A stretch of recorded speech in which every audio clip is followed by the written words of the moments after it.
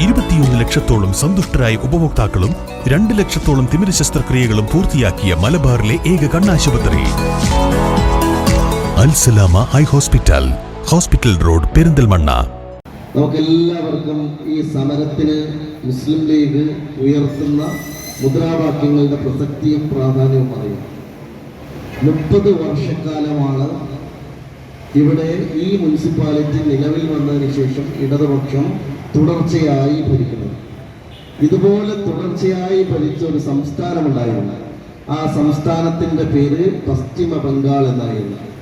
ജനങ്ങൾ പശ്ചിമ ബംഗാളിൽ ഇടതുപക്ഷത്തെ കുഴിച്ചു മൂടിയ പോലെ ഈ പെരിന്തൽമണ്ണയിൽ 30 വർഷത്തിന് ശേഷം ഈ CPM നയിക്കുന്ന ഭരണകൂടത്തെ ജനം കുഴിച്ചു മൂടാൻ പോവുകയാണ്. അതിൻ്റെ നാന്ദിയാണ് ഈ സമരം.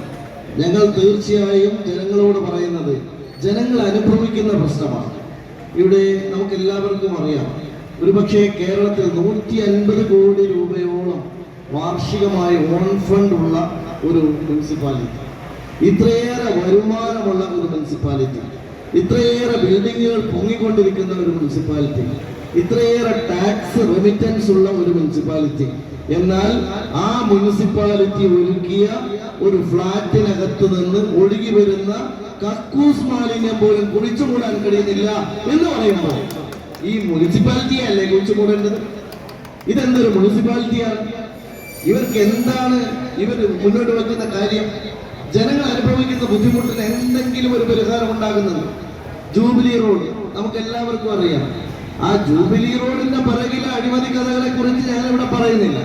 അത് ആരാണ്, ഏത് കമ്പനിയാണ് കോൺട്രാക്ട് എടുത്തത്, ആ കമ്പനിയുടെ ലക്ഷ്യം എന്തായിരുന്നു, അതിന്റെ പിറകിലെ കാര്യം എന്തായിരുന്നു, അതൊക്കെ ഞങ്ങൾ വരും ദിവസങ്ങളിൽ പറയാൻ പോകുന്നേ ഉള്ളൂ. ഒരു കാര്യം ഉറപ്പിച്ച് പറയാം, ഇത് ഇവിടെ വളരെ കൃത്യമായി ജനങ്ങൾ കണ്ണ് തുറന്ന് നിൽക്കുന്ന മുനിസിപ്പാലിറ്റിയാണ്.